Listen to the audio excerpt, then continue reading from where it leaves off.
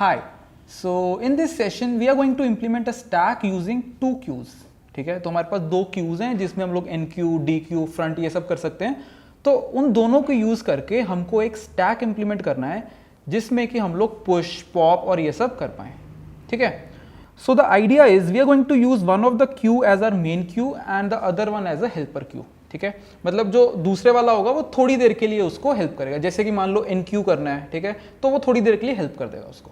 तो हम करेंगे क्या कि लेट्स से अगर हमारे पास 1 2 3 4 लेट्स से 4 एलिमेंट्स हैं.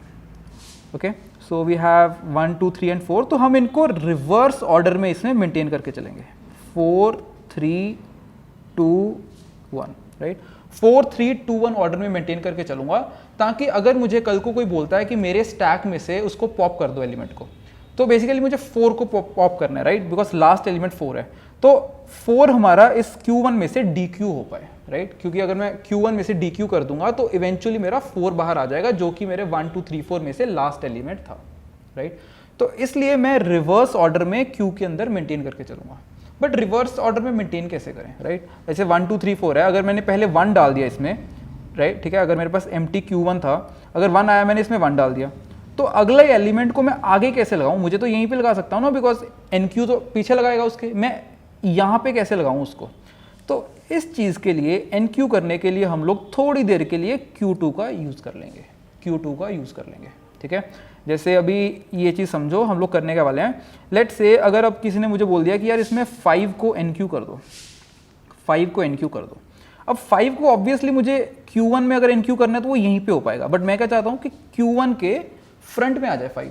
तो मैं क्या करूँगा कि Q1 से सारे एलिमेंट्स को DQ करके पहले Q2 में डाल दूंगा, राइट. तो सबसे पहले DQ 4 होगा तो 4 यहाँ आ जाएगा, फिर 3 यहाँ आ जाएगा, 2 यहाँ आ जाएगा, 1 यहाँ आ जाएगा, ठीक है. ये करते ही हमारा ये पूरा क्यू खाली हो चुकेगा, राइट.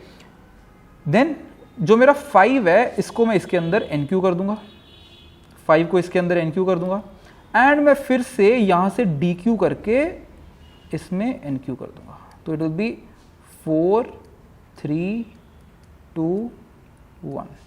तो इस तरह से मेरा 5 है वो उसमें मेंटेन हो गया, ठीक है. तो जब मुझे NQ करना था तो मैंने Q2 का यूज़ कर लिया. सिर्फ NQ के लिए मैं Q2 का यूज़ कर रहा हूँ. चलो एक और एग्जांपल ले लेते हैं. अगर मुझे फर्दर इसमें 6 ऐड करना है तो मैं क्या करूँगा? तो मैं सबसे पहले यहाँ से सारे के सारे DQ करके यहाँ डालूंगा. So it will be 5 4 3 2 1. तो ये ऑब्वियसली खाली हो जाएगा. फिर यहाँ पे मैं 6 को डाल दूंगा and the last step is कि मैं इसमें से DQ करके यहाँ डाल दूंगा. सो 5 4 3 2 1 और ये खाली हो चुका है. तो बेसिकली जो सारी मेंटेनेंस है वो मैं Q1 में ही कर रहा हूँ, सारी चीज़ Q1 में ही मेंटेन करके चल रहा हूँ, बट इन रिवर्स ऑर्डर. और वो रिवर्स ऑर्डर मेंटेन करने के लिए मुझे Q2 हेल्प कर रहा है, ठीक है. तो प्रोसेस क्या इन Q का वन लास्ट टाइम सुन लो कि मुझे Q1 से सारे एलिमेंट्स पहले Q2 में डाल देने हैं, फिर जो एक एलिमेंट आया उसको हमने Q1 में डाल दिया, एंड फिर Q2 से बाहर निकाल के वापस Q1 में लेके जाने हैं. That's it. Okay, so this is what we are suppose to do, right. तो कोड लिखना शुरू करते हैं. So first class I will be creating is stack using 2 queues dot CPP, right. तो ऑब्वियसली हमको 2 queues गिवन है, right. तो वो queues बनाने के लिए हम लोग queue यूजिंग ll.cpp का यूज़ कर लेंगे, right. So hash include queue using ll.cpp. Okay, then class बनाएंगे स्टैक यूजिंग 2 queues और हमको 2 queues चाहिए. queue using ll int Q1 and एक Q2 चाहिए. तो अभी पब्लिक फंक्शंस लिख लेते हैं. तो हमको कौन कौन से फंक्शन चाहिए होंगे? मेन हमको पुश और पॉप चाहिए होंगे, राइट. और साथ में एक दो और भी लिख लेते हैं. Size return Q1 dot size, right.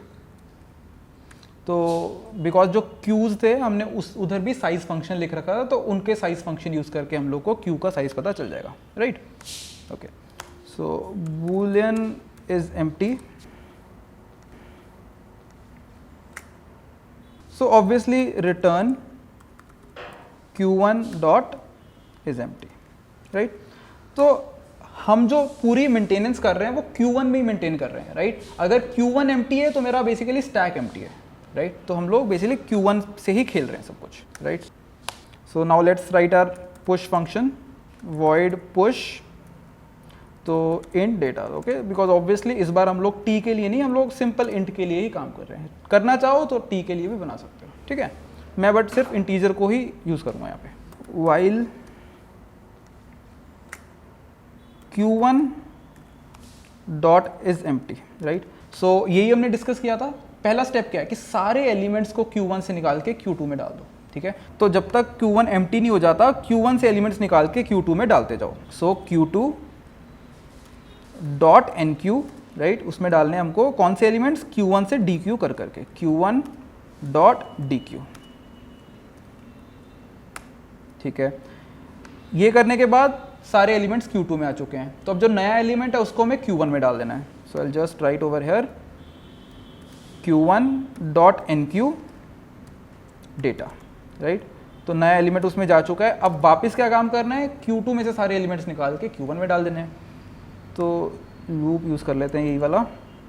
The only thing is कि Q2 और Q1 को रिवर्स कर दूंगा।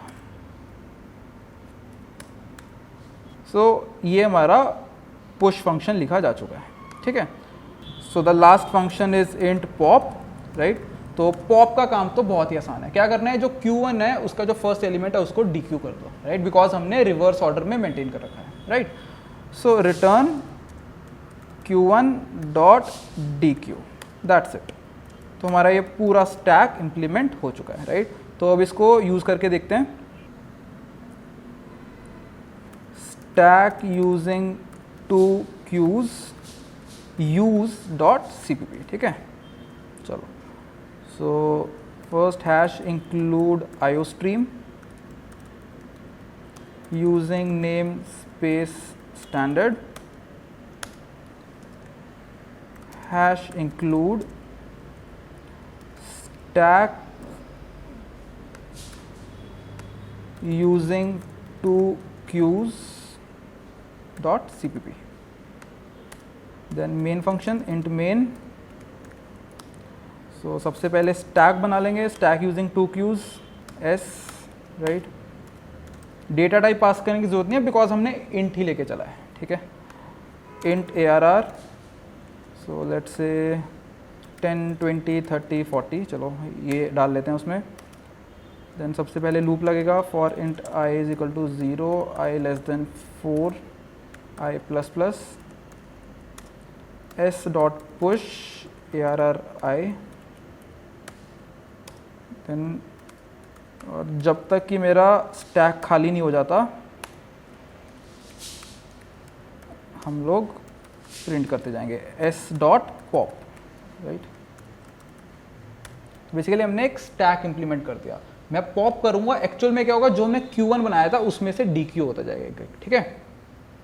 बट ये क्लास है, इसको अपना स्टैक ही यूज करना है। So it should have been not over here, yeah. So जब तक कि मेरा स्टैक खाली नहीं हो जाता प्रिंट करते जाओ, राइट। चलो, सो 40 30 20 10, राइट। सो बेसिकली 10 20 30 40 गया, फिर हमने 40 30 20 10 को बाहर निकाल दिया। तो हमारा ये स्टैक इंप्लीमेंट हो चुका है यूजिंग 2 queues। Thank you.